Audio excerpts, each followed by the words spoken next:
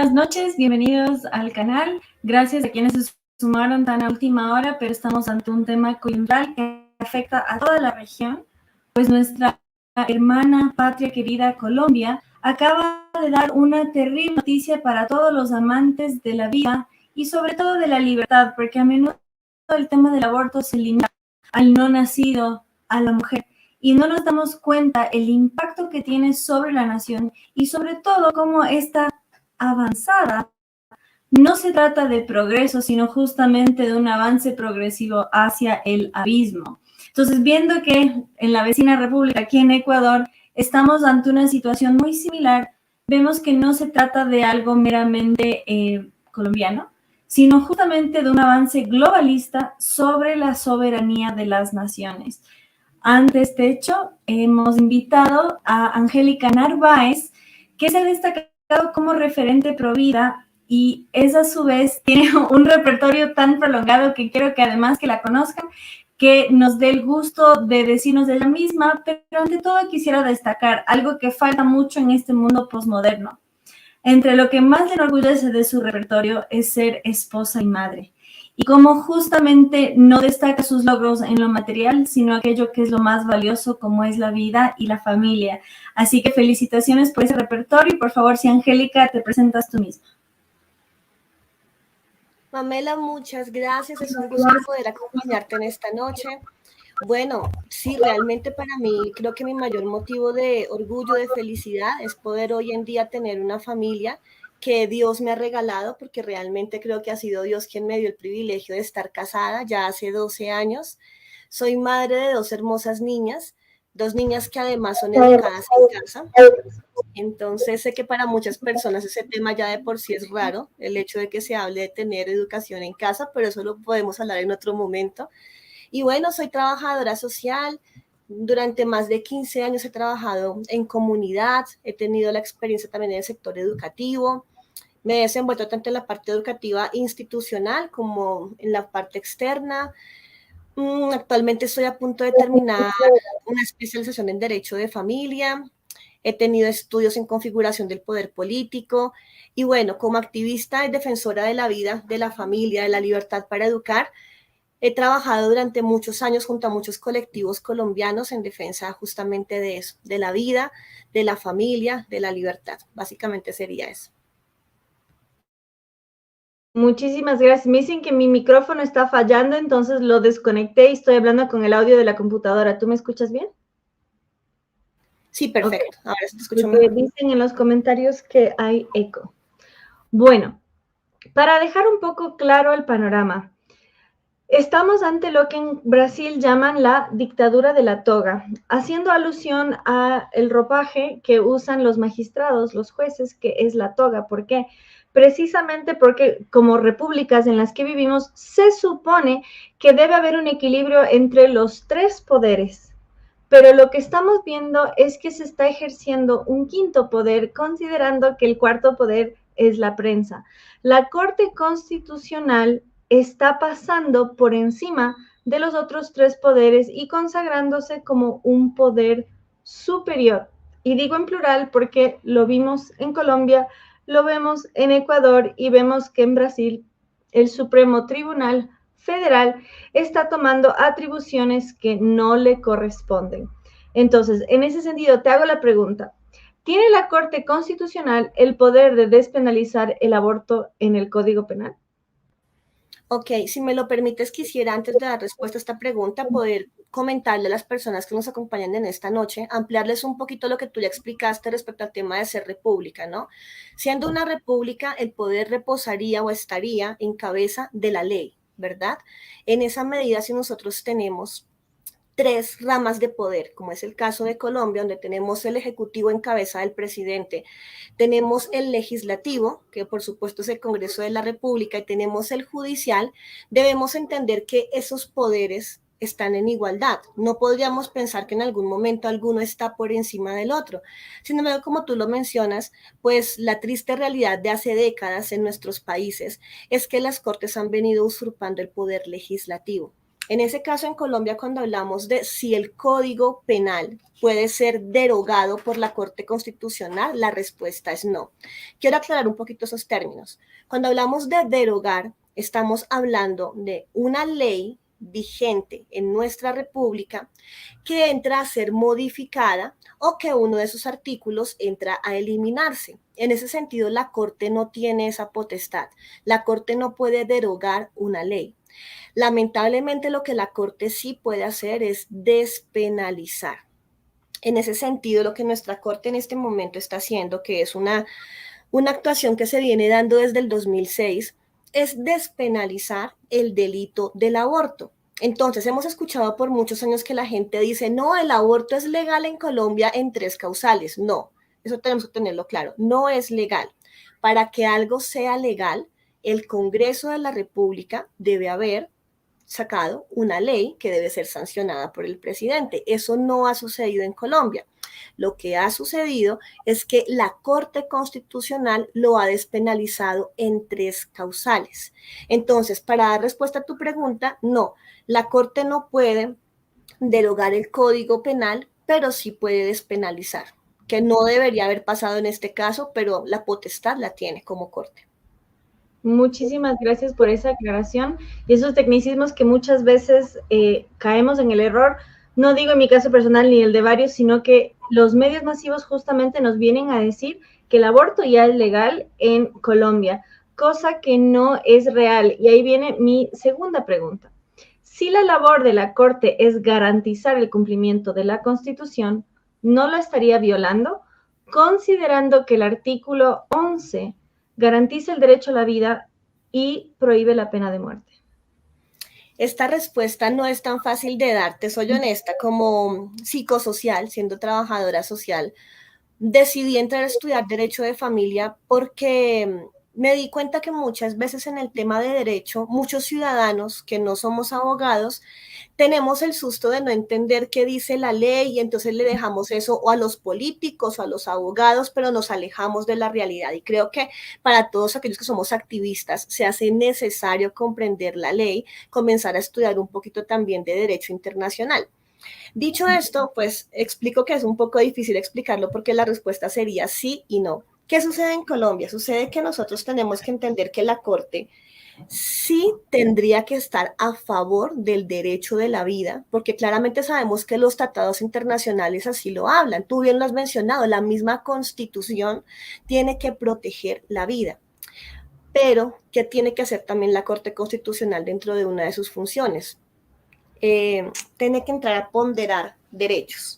Eso no me gusta, te soy honesta, porque entrar a ponderar derechos tiene que ver con que hay seres humanos de mejor o de menor categoría, y eso no debería pasar. La dignidad humana se da por el solo hecho de ser humano, sin importar tu edad gestacional, sin importar si tú tienes 12 semanas de gestación, 24 o tienes 80 años, sin importar si tu salud es excelente o presentas algún tipo de quebranto, posees dignidad humana. Sin embargo, cuando entramos a hablar de temas de derechos, sí se habla de una ponderación de derechos. En esa medida, ¿qué entran a hacer? Se entra a pensar temas como la vida de una mujer que fue violentada sexualmente, que se va a revictimizar al tener el hijo del violador, de su agresor. Esa vida entra a ser más valiosa que la de un niño que en este momento ni siquiera es persona ante la ley. Estoy hablando como de los tecnicismos de derecho, ¿no? Claramente nosotros no lo vemos así. Para nosotros, insisto, la dignidad humana está por igual. Para mujer, para madre y para hijo. Entonces, en ese sentido, ¿qué sucede? Que la Corte Constitucional claramente sí debería, si tú me lo preguntas a mí, y no solo a mí, sino que en temas de derecho en general, la Corte debería entender que el derecho de los niños prevalece sobre los demás derechos. De hecho, la Declaración de los Niños, la Declaración de Derechos de los Niños nos habla de eso, o sea, se habla del niño desde el momento del vientre, no se es niño solamente cuando tienes determinada edad. En esa medida, los derechos de los niños deberían prevalecer. Así que por eso, tristemente, la respuesta a la pregunta es sí y no. Sí debería hacerlo, no lo hizo, pensando en una ponderación de derechos que no tiene sentido, que carece de solidez cuando lo miramos aún desde la filosofía. Bien, gracias. Y para quienes no son colombianos, aclaro, El artículo 11 de la Constitución Política de Colombia establece: el derecho a la vida es inviolable, de manera que justamente esos tecnicismos como una supuesta ponderación de derechos es anticonstitucional en cuanto viola este artículo de forma explícita.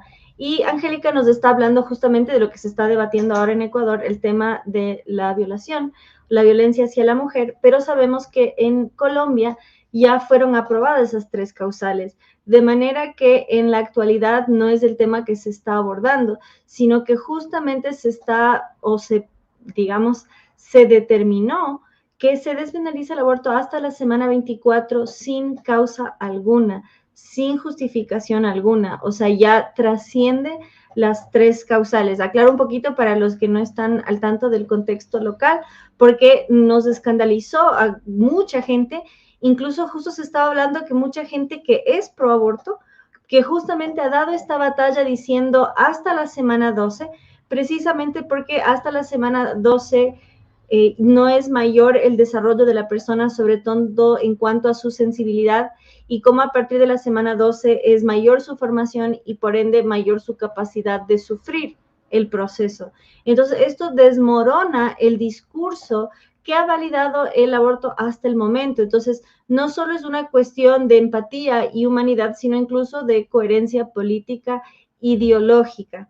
Entonces, si se te ocurre algún ejemplo por el estilo, te agradezco, así vamos familiarizándonos, porque fue algo que escandalizó bastante en la región, ver que se volvió tendencia, hashtag estoy llorando, y no eran lágrimas de dolor, sino de alegría por parte de las activistas feministas que estaban dichosas porque ahora pueden matar seres humanos hasta el 6º mes de gestación sin justificación alguna. Fíjate que respecto al tema de las 3 causales, creo que es importante que todos tengamos claridad de cuáles eran esas 3 causales. ¿Por qué razón? Porque muchas veces se nos dijo, las 3 causales son violación, que la vida de la madre está en riesgo y malformación. Y si lo miramos realmente a la luz de las sentencias, no era tan así. La sentencia era clara en que cuando se hablaba de inviabilidad del feto, es porque definitivamente el niño venía en una condición tan difícil que el mismo cuerpo de la mujer lo rechazaba. Entonces no estamos hablando de un síndrome de Down, no estamos hablando de una discapacidad, porque claramente podemos vivir con una discapacidad. Los niños, pongo el ejemplo, un niño con síndrome de Down perfectamente puede salir adelante. Tenemos casos de muchas personas que son profesionales con un síndrome de Down. Entonces, ¿qué nos han hecho creer? Que el tema de inviabilidad hace referencia a que si mi hijo viene en condición de pronto de ceguera, algún tipo de discapacidad, entonces mejor eliminémoslo. Perdónenme la forma tan escueta de hablar, pero pues de una u otra forma así nos lo han hecho creer. Respecto al tema de la salud de la mamá, nos han hecho creer que la salud de la mamá hace referencia a que si yo, por ejemplo, yo en pocos días cumplo 40 años. Entonces, si yo en este momento quedara embarazada, el sistema de salud colombiano generalmente me recomendaría, tú ya tienes 2 hijas, ya estás próxima a una edad mayor, tú estás en las causales para que tu hijo que viene en camino lo abortes.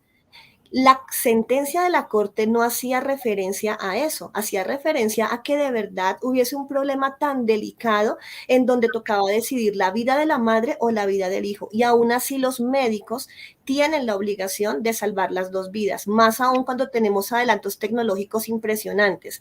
Entonces démonos cuenta cómo la excusa de las 3 causales hizo que comenzáramos a desviarnos a un punto en donde yo como mujer puedo decir, no, es que me siento muy triste porque estoy discutiendo con mi esposo, entonces yo creo que no voy a poder con este embarazo. Y eso lo asumimos como causal a favor de que la mujer en ese momento no podía responder por un embarazo. Ahora, lo último, que es el tema de la violación.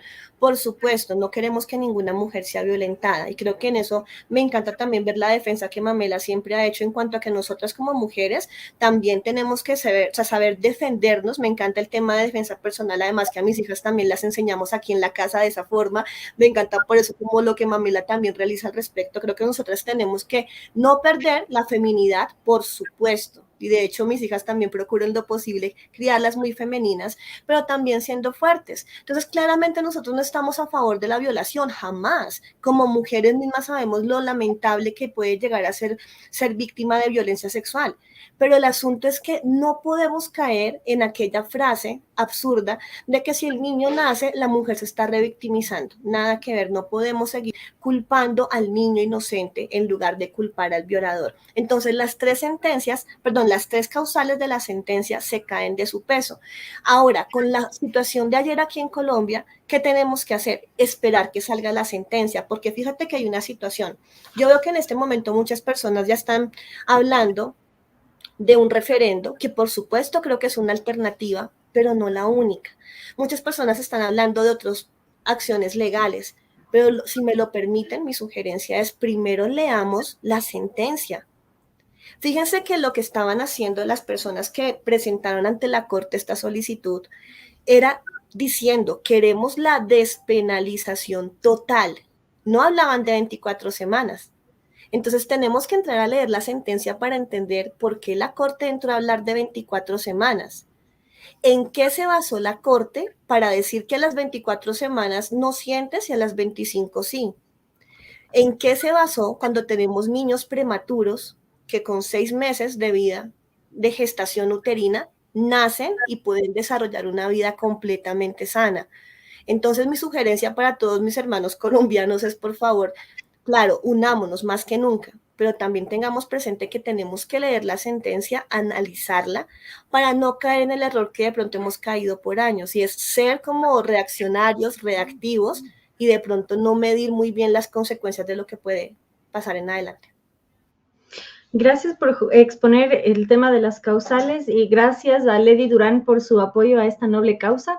Sepan, justamente toda ganancia que viene a este canal va para la construcción de la Casa de la Dulce Espera, que es una casa que estamos construyendo para madres con embarazos vulnerables y ya están construidas las primeras 6 habitaciones y les cuento algo que todavía no he dicho en pantalla, se está construyendo en forma de un vientre.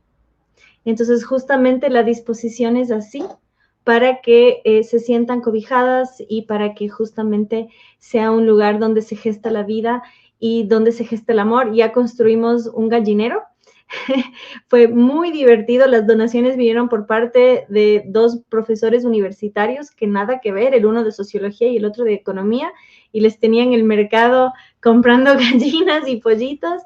Y nos dijeron que por el estrés las gallinas no iban a poner pronto los huevos y ese mismo día pusieron el primero y en el amanecer ya teníamos 4. Entonces, sepan eso, ¿no? O sea, contribuir a este canal es contribuir a la causa en forma práctica, no quedarnos solo en el discurso, sino pasar a la acción. Y bueno, tras esa alegría viene la tristeza. Como bien señalas, han sido manipuladas las causales para ir más allá de lo que establece la Corte. Por ejemplo, en el caso de riesgo de vida hacia la mujer, conocemos el atroz caso de Juan Sebastián. Juan Sebastián fue un niño gestado en el amor, fue un niño deseado, ¿no? Porque hoy en día nos quieren hacer creer que hay gente deseada, no deseada y por ende su vida vale más o menos. Aprovecho paréntesis, me gusta decir, no le creas a quien dice promover el orden espontáneo, término económico, ¿no?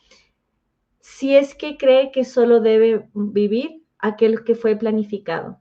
Entonces, ¿de qué nos sirve el orden espontáneo si se limita meramente a la economía y descartamos a las personas que no fueron planificadas?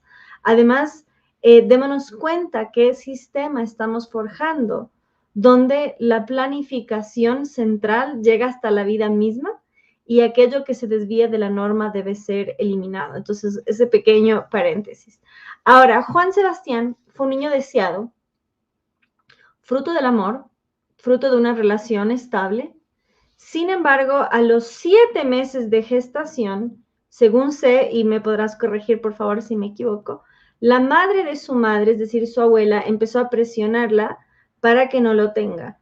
Y se justificó que mentalmente, psicológicamente, ella no estaba lista para tener ese hijo. Paréntesis. La Organización Mundial de la Salud establece que el aborto como tal solo es aborto hasta la semana 22. Entonces, a partir de la semana 22, no estamos hablando de un aborto, sino de parto inducido, parto parcial o cesárea. Para quien no sepa lo que es un parto parcial, prepárese porque es la forma más grotesca de abortar. En un parto parcial lo que se hace es inducir el parto químicamente, inducir las contracciones artificialmente y sale pies primero el ser humano, el niño por nacer, sale todo su cuerpo salvo su cabeza. Y con la cabeza dentro del canal vaginal se succiona su cerebro por medio de una cánula y se quiebra su cráneo con forceps para que salga del canal vaginal. Eso es un parto parcial, es decir, dejar parte del cuerpo en el interior de su madre para poder matarlo antes de sacarlo. Entonces, a partir de la semana 22 ya no es aborto. Paréntesis. En Estados Unidos se legaliza el aborto en 1973 y no se logra prohibir el aborto por parto parcial sino hasta el año 2013. Estamos hablando de 40 años para frenar este nivel de crueldad que se hace contra niños que sienten cada segundo del dolor que infringen contra su sensible y delicado e indefenso cuerpo. Entonces dejo sobre la mesa este método tan cruel y cómo a los Estados Unidos les tomó 40 años poner fin a esta práctica en particular. ¿Por qué? Porque en nuestros países lo están implementando recién. Entonces, dense cuenta, si cedemos en estos pasos, nos va a llevar casi medio siglo empujar. Otra cosa, perdón que ya te he cedo la palabra. En Estados Unidos, todos los años, los legisladores conservadores del Partido Republicano intentan pasar legislación para salvar a los sobrevivientes del aborto. Porque, como bien señalamos, a partir de la semana 21, o sea, a partir del mes quinto y una semana, los niños ya pueden nacer vivos y sobrevivir un aborto. Sin embargo, como el decreto médico era que mueran, no les pueden dar atención médica. Y los legisladores conservadores han luchado porque los sobrevivientes tengan atención médica. Y año tras año el Partido Demócrata, que es la izquierda de Estados Unidos, votó en contra. La última vez que se presentó un proyecto de ley fue en enero del 2021 y como los demócratas tienen mayoría ahora en el Congreso, con Nancy Pelosi a la cabeza, ni siquiera lo debatieron. En Estados Unidos, si un niño sobrevive a un aborto, no tiene derecho a atención médica. Si era voluntad de su madre que muera, muere. Y en ese sentido dejo de recomendación, y con esto ya te cedo la palabra, el doctor Ron Paul, ginecobstetra, libertario, 3 veces candidato a la presidencia de Estados Unidos. Él tiene un libro que se titula Aborto y Libertad y otro que se titula Libertad Definida, donde él señala como ginecobstetra como si en una camilla hay un prematuro y hacen todo lo posible porque nazca, y en la camilla conjunta, si era voluntad de su madre que muera, no le dan atención, se ahoga en su llanto, un niño de la misma formación, el mismo desarrollo y edad, y es arrojado como basura orgánica, como residuo médico. Entonces estamos, como bien señaló Angélica, jerarquizando a las personas según la voluntad de otro. Entonces nos enfocamos en Juan Sebastián. Juan Sebastián tenía casi 8 meses de gestación. Es decir, podía perfectamente nacer vivo por parto inducido o cesárea, sin embargo, se dio la orden de matarlo. Yo no conozco el método, no sé si tú sí, cómo fue arrebatada su vida, pero sí, por favor, nos puedes exponer un poco el caso de Juan Sebastián y cómo se abusó de la causal para poner fin a su vida y pasar por encima no solo de su derecho a la vida, sino el de su padre de salvarlo. Este caso creo que es de los más lamentables y que demuestra hasta dónde puede llegar la maldad en cuanto al tema del negocio del aborto. ¿Por qué entro a hablar directamente del negocio? Porque acá como se dieron las cosas, tú bien lo has dicho. Hay personas que no entienden que la situación de Juan Sebastián, a diferencia de lo que los medios vendieron, era una situación de un niño, de lo que muchos llamarían hoy la maternidad deseada. Fue una relación consentida en donde papá y mamá de Juanse tenían una relación estable. Pues, tuve la oportunidad de hablar con el papá de Juanse en el momento en que aún Juanse estaba vivo. Y él simplemente nos decía, mira, yo quiero tener a mi hijo, a mi novia, porque en ese momento ellos ya pues convivían, pero no eran esposos, a mi novia se la han llevado diciéndole que no, que piense bien las cosas. Él decía, la familia de ella está ejerciendo una presión muy fuerte, ya no me dejan hablar con ella, ayúdenme a encontrarla. Aparece en el escenario Profamilia. Profamilia es uno de los más grandes centros de aborto de Colombia, con financiación estatal y también en financiación internacional. Esto no es tristemente no es un secreto para nadie. Y Profamilia entra a brindar una supuesta protección a esta mujer, en donde comienzan a explicarle también cómo el derecho que ella tiene sobre su cuerpo, en fin. Este padre alcanza a presentar una acción de tutela y aún así no fue tenida en cuenta. Él comenzó a hablar, miren, déjenme a mi hijo, si ella no quiere tenerlo, incluso en los medios de comunicación, él salió a exponerlo, déjenme tener a mi hijo, yo me encargo, si ella no quiere hacerse cargo, yo estaré. Lamentablemente la situación se da en que Profamilia asume el caso y de repente sale con la noticia, ya esta mujer en este momento no tiene ningún bebé. De hecho, fíjate que no fue tan claro ante la luz pública cuál fue el método que se utilizó, teniendo en cuenta lo que tú mencionas, que Juan Sebastián ya era un niño muy grande, Entonces, démonos cuenta cómo ha venido obrando todo el tema abortista en Colombia. Se ha dado a través de litigio estratégico. Si lo revisamos desde la primera sentencia, cuando miramos en el 2006, comienza a hablarse de las 3 causales, pero ellos han sido muy pacientes. 2 años completos espera a una próxima sentencia en el 2008. Y así progresivamente hasta que en el 2018 en Colombia se da una sentencia unificada. ¿Qué quiere decir todo esto? Acá es ahí donde yo tengo que lamentarme justamente como activista pro vida. Veo como con muchas organizaciones hemos logrado unirnos. Por ejemplo, yo hablo de Unidos por la Vida como una de las organizaciones que más ha dado la batalla en este tema, pero han sido muchas organizaciones y hemos logrado articular. Sin embargo, ¿qué ha pasado? Que de pronto frente a circunstancias como estas, veo la reacción de la gente. Entonces, por eso cuando hablaba del referendo hace un rato, claro, tenemos que seguir saliendo de las calles, tenemos que también levantar nuestra voz de protesta. Por supuesto, no nos vamos a quedar callados, pero analicemos cuál ha sido el proceder abortista. Ellos han procedido en litigio estratégico no solo a través de acciones específicas de manera jurídica, sino que ellos han sabido también utilizar el poder que tú mencionabas, los medios de comunicación. Han sido muy pacientes y de forma paulatina han ido metiendo todo el tema en medios de comunicación. Al momento en el que cuando pasa lo de Juanse, mucha gente fue insensible, la gente fue como, bueno, igual, ya para ese momento habían personas que decían, pero es el cuerpo de la mujer, si ya no quiere. Entonces, vemos cómo los medios de comunicación comenzaron a adormecernos. Estamos hablando desde el 2006 hasta la fecha. Ha sido un proceso. Otra cosa que han utilizado para sumarle a su litigio estratégico tiene que ver con los movimientos feministas que se han radicalizado solo en el aborto. Yo en Bogotá y en toda Colombia no veo plantones feministas frente al Ministerio de Trabajo, por ejemplo. Solamente el enfoque es aborto, aborto, aborto, a un punto en donde se ha convertido en una moda. En Colombia el tema del feminismo radical es relativamente nuevo.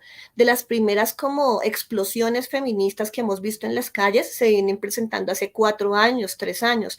Antes tú no veías algo por el estilo. Creo que la primera vez que vimos algo fuerte fue cuando trajimos el bus de la libertad, el bus de Hazte Oír, y con este bus fue como la primera vez que sale un grupito, un colectivo feminista a agredir este bus. Pero de resto siempre ha sido algo más tranquilo. Me atrevo a asegurar que en este momento la moda feminista ha llevado a las niñas a colgarse un pañuelo verde sin ni siquiera entender que están gritando. Cuando los veíamos celebrando frente a la corte, habían niñas llorando de felicidad, pero ni entienden qué están celebrando. Entonces, vemos cómo ese litigio ha llevado a que se cree la moda abortista en donde no entienden qué están celebrando.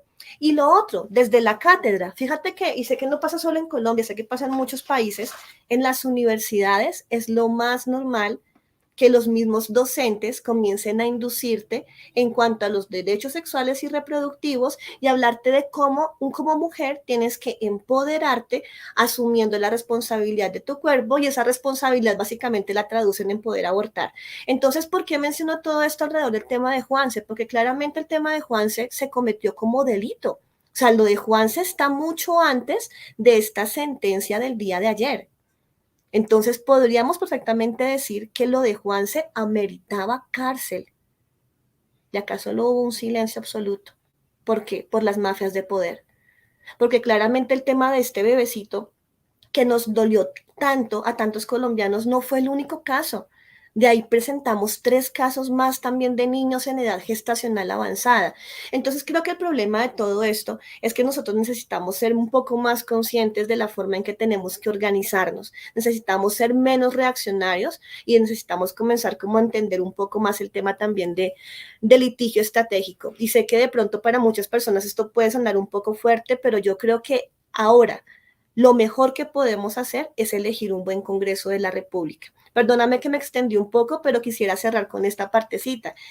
En este momento en Colombia estamos a punto de 2 elecciones, muchas gracias, de 2 elecciones muy importantes, la de Congreso y la de presidente. Pero nos sucede algo, acá nos concentramos mucho en, ay no, que quede un buen presidente y que sea un presidente pro vida. Yo realmente no veo en este momento, de pronto ojalá en los próximos 2 meses, en las próximas semanas veo un presidente pro vida, pero por lo pronto no veo una persona que a mí me represente. Pero sí veo que por fechas tenemos una prioridad, y es que el 13 de marzo se elige el Congreso. El Congreso, como lo hablábamos al comienzo de esta transmisión, es el que legisla, es el que hace las leyes. Y mientras muchos están preocupados en que no quede determinado presidente, se olvidan que el Congreso es el que tiene que entrar a recibir la orden que la Corte Constitucional saca en este momento de legislar frente al aborto. No sé si me hago entender.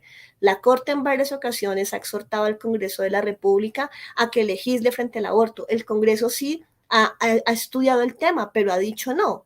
De hecho, venía un proyecto de ley que se llamaba parto humanizado. El nombre suena divino porque suena como no, busquemos que también las mamás tengan una mejor atención prenatal y postnatal. Cuando tú miras el articulado del proyecto era aborto de frente. Lo llamaban parto humanizado, pero el articulado era promover el aborto.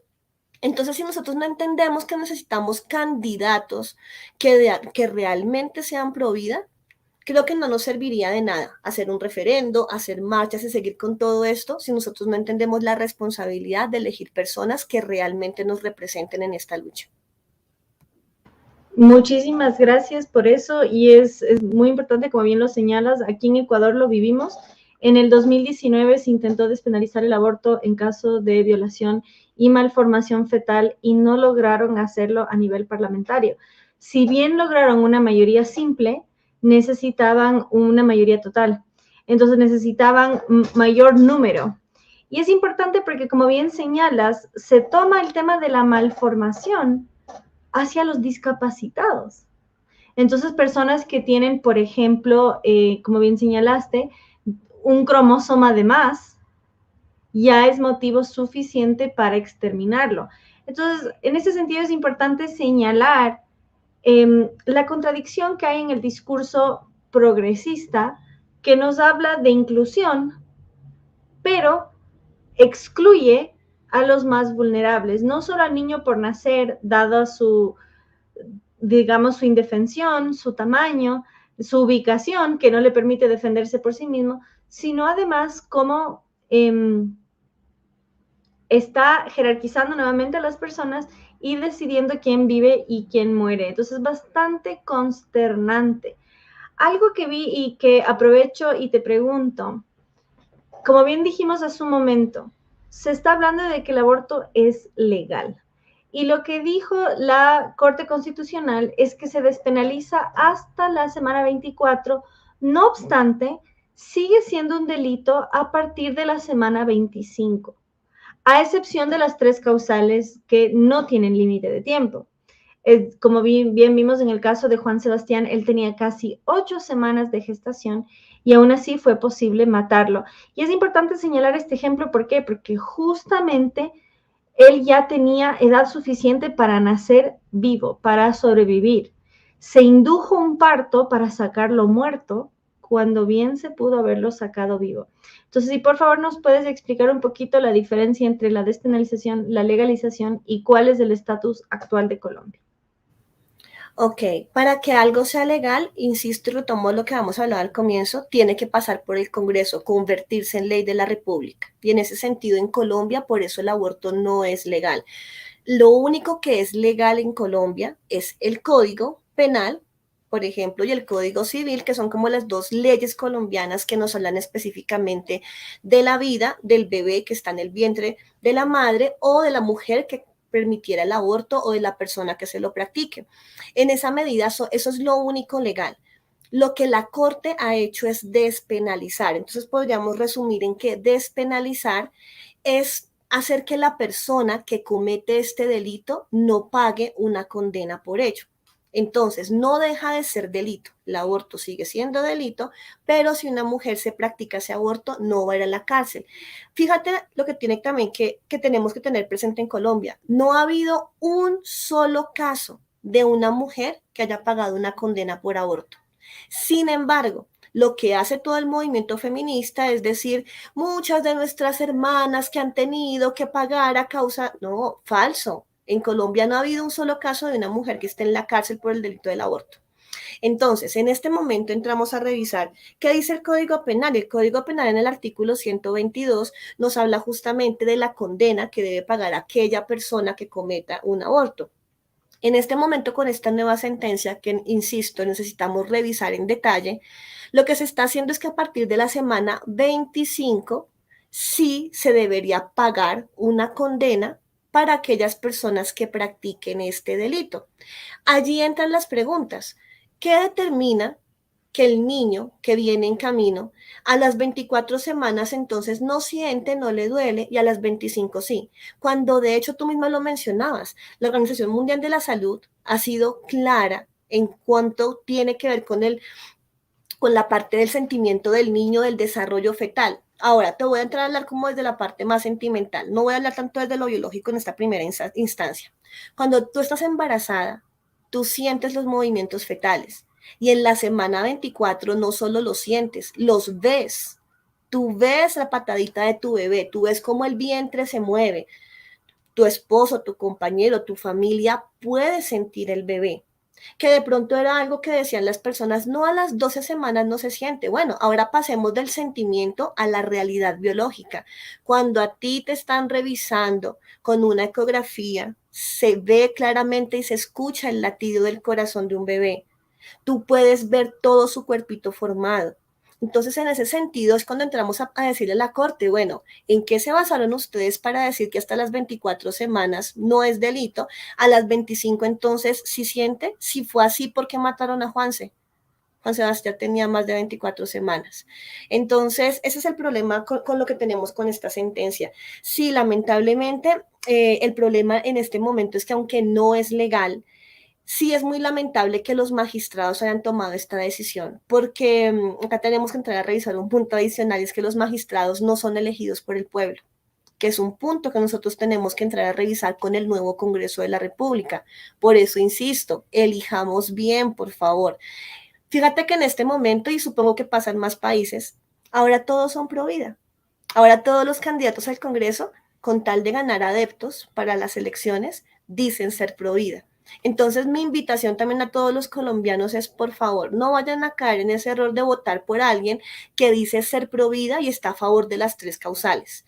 He escuchado a muchas personas en estos últimos días decir, no, yo soy pro vida, pero realmente creo que la mujer tiene derecho sobre su cuerpo. Y en ese sentido no hablemos de aborto, hablemos de interrupción voluntaria del embarazo. Pilas, por favor, tengan cuidado con eso. Recuerden que los congresistas son nuestros voceros. Ellos son servidores públicos. Así que ustedes cuando eligen a esos congresistas, ustedes tienen que hacerle un seguimiento. No caigamos en el error de votar por alguien porque sí, hagamos un seguimiento. Y antes de votar por él, revisemos cómo ha sido su vida como congresista, si lo es actualmente, o como candidato. Entonces, ¿por qué lo digo? Porque es que el Congreso es el que va a legalizar. Hoy en día, insisto, no es legal, pero el Congreso que se elija en este 13 de marzo es el que va a entrar o a legalizar o a impedir que se legalice el aborto en Colombia. Muy, muy importante esto último que señalas, precisamente porque, como bien dijimos, el cuarto poder tiene un poder en la incidencia de la opinión de lo que se asume como verdad. Y en ese sentido, El País, plataforma española de izquierda, dijo que Colombia avanza. Entonces es realmente increíble y es muy interesante cuando uno ve las tendencias, entra en redes sociales y ve los comentarios, ¿no? Porque justamente ve que hay un rechazo unánime cuando empiezan a subir fotos de niños de 6 meses de gestación, porque efectivamente eso ya es un prematuro. Entonces, en ese sentido, los ciudadanos tenemos un poder en cuanto a guiar la opinión desde la libertad de expresión y justamente eso es aquello que se ve. Entonces, gracias, ahí están diciendo en los comentarios Lo País, que es una forma en la que paradójicamente se menciona. Y de paso, bueno, estamos ahora justamente en el curso integral Pro Vida y el que se encarga de la parte teológica es el padre Góngora y él es muy activo en redes sociales y justamente vi cómo él destacó esta contradicción y en los comentarios le ponían Lo País y creo que él mismo dijo Lo País. Y es bastante llamativo en ese sentido. Todavía no salió, ya lo escribí, pero todavía no lo han editado, un artículo mío en el Pan Am Post, para quien no sepa.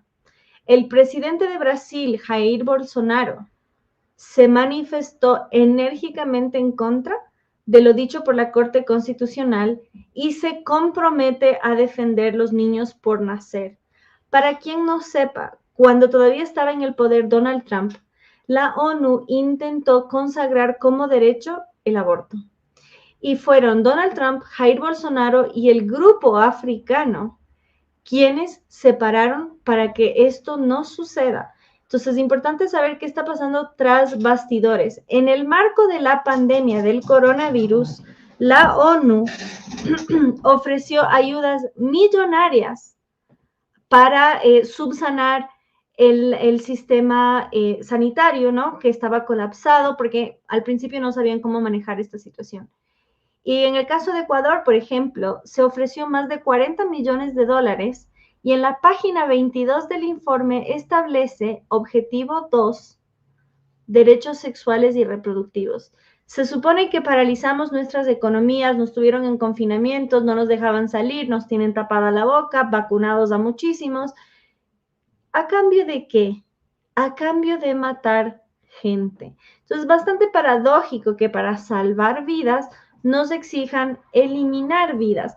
Entonces, justamente con la presidencia de Donald Trump y Jair Bolsonaro, esto se pudo frenar. Pero ¿qué pasó? Cuando ganó Joe Biden, cambió la tendencia. Él revocó el acuerdo de la Ciudad de México y esto es muy importante que lo sepan los hispanoamericanos de toda la región.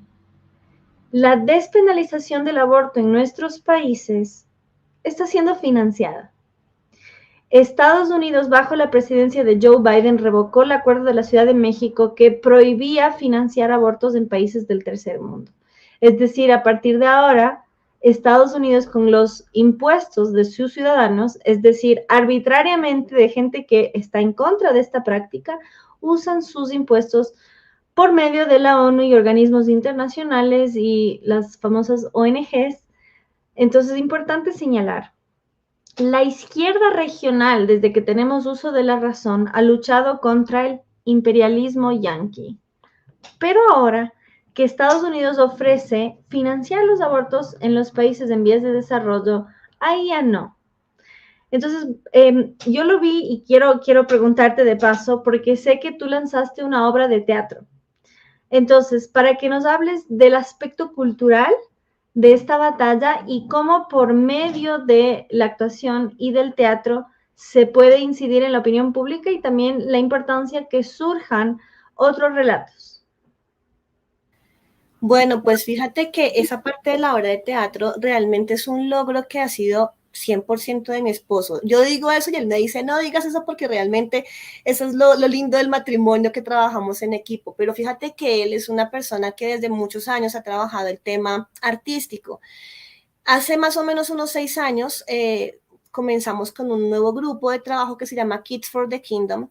Y Kids for the Kingdom tiene un objetivo, es una compañía de danzas a donde formamos a nuestros niños y jóvenes en todo el tema artístico, teatro, música y danza, pero adicionalmente involucramos a los padres de familia. Y con los padres hacemos que ellos también no solo aprendan un poquito de arte, sino que reciban talleres de padres. ¿Por qué lo hicimos de esta forma? Porque fíjate que algo que ha hecho el progresismo es dividirnos. Entonces, grupos de mujeres, grupos de hombres, niños por aparte y la familia donde queda. Entonces, Kids for the Kingdom nace como respuesta a eso. Dictamos talleres de padres de familia, trabajamos con los jovencitos. Pero ya hace 2 años, no, ya 3 años, es que como que el tiempo de pandemia nos revuelve los años. Hace 3 años tuvimos la idea también ya de generar que estos espacios fueran a lugares más amplios para llevar un mensaje específico. Es así como nace una obra de teatro llamada Dorothy y el maravilloso sabio de Oz, basada en la historia del mago de Oz. Fíjate que es una obra en la que logramos no solo unir a la familia en torno al tema artístico, sino dar un mensaje pro vida y pro libertad de frente. ¿Qué ha sido lo emocionante de este tema? Que no solamente nos hemos dedicado a lo que sabemos hacer, que es la formación académica en lo artístico y también en la libertad para educar de los padres, porque justamente para nosotros con mi esposo como activistas hemos dado una batalla aquí en Colombia en ese tema, la no imposición del Estado en cuanto al adoctrinamiento sobre los hijos. Entonces, no solo esa parte, sino la parte artística.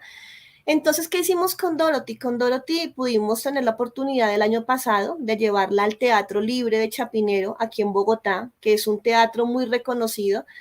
Realmente fue un reto enorme porque ese teatro no se había abierto después de la pandemia, tiene un aforo grandísimo. La buena noticia es que se logró llevar el mensaje. Para aquellos que se encuentren en Bogotá, en este momento estamos en una segunda temporada y lo estamos realizando en un restaurante en donde las familias pueden almorzar, ver al mismo tiempo la obra de teatro y disfrutar pues de un espacio en familia muy interesante. ¿Por qué decidimos hacerlo, Mamela? Porque tengo 2 niñas chiquitas, como les comenté, y comencé a ver que mis hijas, al ver que sus padres también se han relacionado mucho con el tema artístico, pues ellas desde pequeñas han estado bailando, cantando, y un día me llevé la sorpresa de que vimos una película de Disney cuando Juanita, la mayor, estaba más chiquita, y Juanita en un momento se aprendió toda la canción y comenzó a bailar las coreografías. Entonces decíamos con mi esposo, no queremos que nuestras hijas bailen cualquier cosa, queremos que ellas puedan desarrollar su talento, pero también transmitir un mensaje.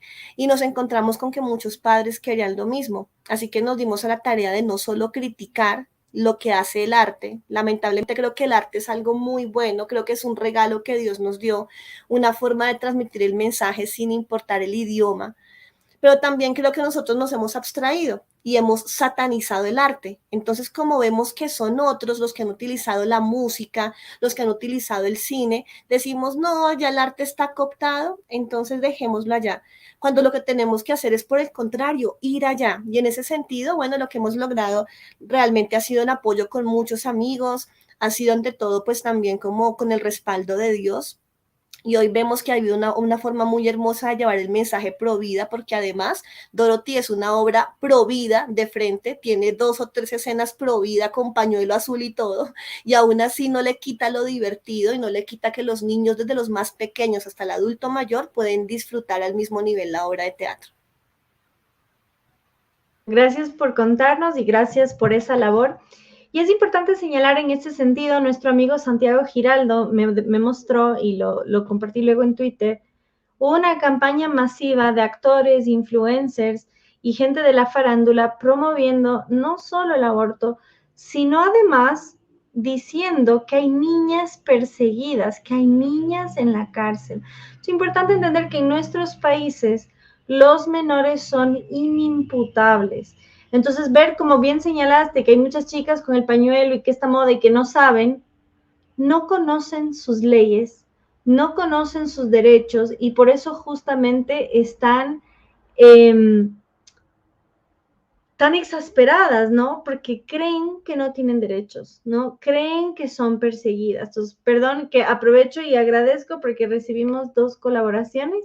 Agradezco a Lucrecia Sirín y a Julius Di María. Muchísimas gracias, más que bienvenidos sus aportes. Nuevamente, todos sus aportes van a ser entregados al Hogar de la Dulce Espera, porque aquí no nos quedamos en la palabra, vamos a la acción. Así que en ese sentido, sí, por favor nos puedes contar un poco qué está pasando y abro un pequeño paréntesis histórico que ya saben que es mi área. En la antigua Grecia, el civismo se enseñaba por medio del teatro. Y lo que estamos viendo es que nuevamente se está utilizando esta forma para ganar popularidad. Y no resultan ser antisistemas, sino muy funcional a él. Entonces, nuevamente, agradeciendo tu labor, animar a otros a hacer lo mismo, a, como bien dices, ver que hay espacios en la cultura y justamente cuando es lo que predomina, surge como una alternativa. Entonces, si nos puedes contar un poco este tema de la instrumentalización de los artistas. Sí, fíjate que creo que acá entra un punto fundamental y es que los padres de familia, y lo hablo justamente como mamá, a veces nos alejamos de lo que nuestros hijos están viendo en TV, en YouTube, escuchando permanentemente, y realmente el arte creo que es el medio por excelencia para formar una generación. Se me escapa el nombre en este momento, es una banda muy reconocida, pero bueno, se los debo y lo dejaré por acá en los comentarios. El cantante de esta banda, hace más o menos una década, cuando le hicieron una pregunta, le dijeron, bueno, ¿y usted no ha pensado, pues por la fama que ya tiene, en lanzarse a la política? Y él dijo, ¿para qué? Le dijeron, pues para generar mayor influencia. Y él dijo, no, déjenme escribir las letras de una canción y así gobernaré la nación. Y fíjate que es real. Yo pienso que en este momento, cuando hemos vivido en Latinoamérica, ya para todos ha sido normal tener las protestas, las marchas en la calle, gente quemando todo. Pensemos en cuáles son las bandas que hemos escuchado personas, por ejemplo, de mi edad, desde que estaba muy joven. Música, protesta, bandas de rock que todo el tiempo te están hablando que todos los policías son malos, que todo el gobierno es malo. Entonces comienzas a crearte una cultura en donde sí, todo es malo, y a pesar de que el Estado es malo, también quiero que el Estado me sostenga, entonces también le pido subsidios. Es una contradicción absurda, pero lo han logrado por medio del arte. Y acá nombro mucho a la familia, ¿por qué razón? Porque los padres de familia tenemos la mayor responsabilidad, y muchos padres por décadas, lo digo como psicoorientadora, yo me gradué de la universidad muy chiquitica, de 20 años, ya a los 21 años estaba ejerciendo mi carrera como psicoorientadora, y veía muchos padres desligados del sistema educativo de sus hijos. Entonces vemos que muchos profes también comienzan, muchos maestros, a hablar desde su cosmovisión, a adoctrinar a los muchachos de acuerdo a lo que ellos piensan, y los papitos muchas veces no están pendientes de qué aprenden los niños en el colegio, no están pendientes de qué aprenden por televisión. Y es así donde muchas niñas también comienzan por eso a ser parte de las filas del feminismo. Por eso mi invitación es, padres de familia, desde pequeños cuando sus hijos estén pequeñitos, identifiquen talentos. No todos los niños tienen talentos artísticos a nivel de música, a nivel de baile, pero sin excepción todos tienen talentos. Por favor, hagan lo posible por desarrollar ese talento de su hijo. Si su hijo es bueno escribiendo, dibujando, comience a desarrollar esos talentos. ¿Por qué razón? Porque si usted no lo hace, el progresismo sí va a identificar ese talento de su hijo y lo va a explotar. Y adicionalmente, si en lo posible los padres de familia pueden no solo estar pendientes de qué aprender en el colegio, sino que pueden acompañarlos en las demás actividades extracurriculares, creo que es desde allí donde lograremos ganar esta batalla ideológica. Porque nosotros tenemos que estar allí todo el tiempo verificando qué piensa mi hijo. Hay papás que no están pendientes, por ejemplo, en este caso, hija, ¿tú qué piensas del aborto? Hijo, ¿tú qué piensas del aborto? Y comenzar a hablarles generando un espacio de tranquilidad, de confianza, porque si yo no lo hablo con mi hijo, porque de pronto me da temor, porque no tengo las herramientas, pues mi hijo lo va a ir a hablar en otro lado. Entonces, busquemos la oportunidad de cambiar esta situación que estamos viviendo a nivel mundial, en donde el progresismo quiere adoctrinarnos a todos sin importar la edad, asumiendo nuestra responsabilidad como padres. Nuestros hijos son nuestra responsabilidad ante Dios y aún incluso ante las leyes de nuestra nación. Bueno, muchísimas gracias por esa explicación tan elaborada. Y para ir cerrando, porque nos quedan un poquito más de 5 minutos, quiero destacar un par de cositas. Primero, progresismo. Progresismo no tiene nada que ver con progreso, sino los pasos progresivos hacia el totalitarismo. Esto tiene una base justamente en el derecho progresivo. Quienes creemos en el derecho natural, creemos que la vida es un derecho consagrado que precede al Estado. Y esto también habla de nuestra visión del Estado. Quienes creemos en el derecho natural, creemos que el Estado no es emisor de derechos, sino garante de derechos. En cambio, los positivistas creen que es creador de derechos y además, como promotores del derecho progresivo, esto va en expansión. Entonces, como vemos, comienza con las 3 causales y termina por hasta los 6 meses sin justificación alguna, e incluso dentro de las causales permite hasta matar a una criatura de 8 meses de gestación. Entonces, muy importante ver cómo la guerra lingüística permite volver benévolo lo malévolo. Entonces, para ir cerrando, hay que destacar algo muy importante. De los 9 jueces, los magistrados de la Corte Constitucional votaron 5 contra 4. De esos 5, 4 son hombres, apenas una era mujer. De los 4 que se oponen, 3 son mujeres, 1 es hombre. ¿Qué nos dice eso? Por meses y años el feminismo nos ha dicho, sin útero no tienes opinión. Sin embargo, cuando un hombre es pro aborto, de igual manera nos quieren hacer creer que la causa por el aborto es una causa de mujeres, pero vemos que la mayoría de las magistradas votaron en contra. Entonces, esto nos ayuda a ver estas contradicciones. Como tú bien señalaste, hay mucha contradicción en su discurso. Y ya lo he dicho muchas veces, y a quienes vienen por primera vez al canal, se les aclara, a los demás se les reitera. Hay que entender que la base lógica, o mejor dicho, la base argumentativa, porque es ilógica, es la dialéctica de la contradicción. Hay una razón de ser por la cual se están contradiciendo continuamente, porque no buscan adhesión mediante la lógica y la evidencia, sino solamente la obediencia.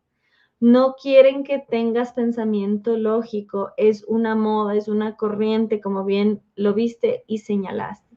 Entonces, gracias a esas magistradas que defendieron la vida, gracias a ese caballero que defendió la vida, y gracias también a los pro aborto que expusieron la gran mentira que esta es una causa de mujeres.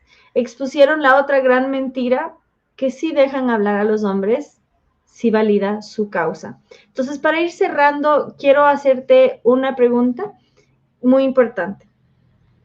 ¿Qué nos queda ahora? ¿Qué acciones pendientes hay? ¿Qué plantones se está convocando? E invitarte y a quienes nos escuchan a destacar lo siguiente. Hay que capitalizar el hecho de la frontalidad de la violencia de estos grupos. Hay que capitalizar la radicalidad, el extremismo de estos grupos. Esto ya no se trata de 12 semanas, esto ya no se trata de cuando no siente. Esto ya no se trata del aborto en sí. ¿Por qué? Porque justamente vemos que estos seres humanos ya tienen edad para nacer vivos. Esto no se trata de salvar a la mujer. Esto se trata de destruir la maternidad, porque su meta es la igualdad. Y lo que más distingue a la mujer del varón es la maternidad. Porque la mujer puede hacer todo lo que puede hacer un hombre, mejor o peor, según las circunstancias. Pero hay una cosa que puede hacer la mujer que no puede hacer el hombre. Y eso es ser madre. Y por eso está bajo ataque. Así que si por favor nos dices qué acciones quedan, adelante. Vale, ya para este domingo estamos convocando una marcha a nivel nacional Acá en Bogotá estaremos comenzando a partir de las 10 de la mañana esta marcha. Invitadísimos todos. Yo creo que independiente de lo que pase, nosotros tenemos que seguir levantando la voz por aquellos niños que en este momento les han callado su voz. Me encanta cómo lo explicaste, no hubo mejor manera de decirlo. Esto no es una causa que realmente busque la libertad, como muchas mujeres lo han querido creer, lo han querido profesar, sino que realmente esto busca acabar con la feminidad, busca acabar con el rol del hombre, el rol de la mujer, para llevarnos a algo que es completamente antinatural. Entonces, ¿qué tenemos que hacer? Aparte de estar en la marcha este domingo, también se están convocando jornadas de oración. Yo creo que, claro, de pronto dentro de nosotros sabemos que en el tema de debate procuramos en lo posible no mezclar mucho el tema de pronto de la creencia religiosa, pero yo les digo algo, yo sí creo que definitivamente en un momento como esta, más que nunca tenemos que unirnos también en oración y también en ese sentido a través de las redes sociales estaremos informándoles al respecto. Pero para mí la tercera acción es la más importante y perdónenme que insista en esto, pero creo que la mayor responsabilidad la tenemos al elegir el próximo Congreso de la República. Por favor, no nos quedemos dormidos esperando a mirar qué candidato vamos a apoyar. Tenemos que elegir en Senado y en Cámara de Representantes congresistas que de verdad defiendan la vida. De lo contrario, como bien lo dijo Mamela, ya hemos avanzado. Lastimosamente, en lugar de avanzar, hemos retrocedido en el tema del derecho, de la defensa de los derechos humanos. Y si nosotros no elegimos un buen Congreso, lamentablemente creo que tendríamos que afrontar una ley a favor del aborto. Entonces, vamos a vernos este domingo en las calles a partir de las 10 de la mañana. Vamos a estar unidos en oración.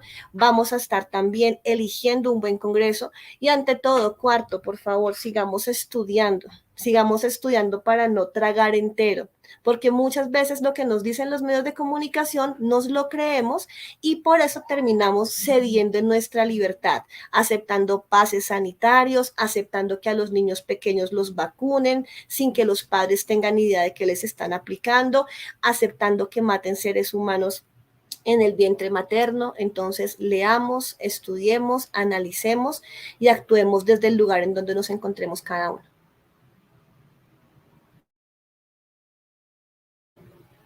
No te escuchamos. Buenísimo. Aprovechando tu sugerencia, voy a tener como invitada a la candidata a senadora Ángela Vélez, comprometida con la vida, para que justamente haya un poco de contrapeso en esta representación. Gracias por tus recomendaciones, gracias por tu lucha. Este espacio es tu casa, a la orden en lo que pueda servir. ¡Viva la vida! Gracias, Mamela, gracias a ti por tu ejemplo de vida, gracias por toda la lucha que día tras día sigues desarrollando por convertirte también en un referente de feminidad. Gracias por eso, porque se necesita en este tiempo más que nunca. Un abrazo. A la orden.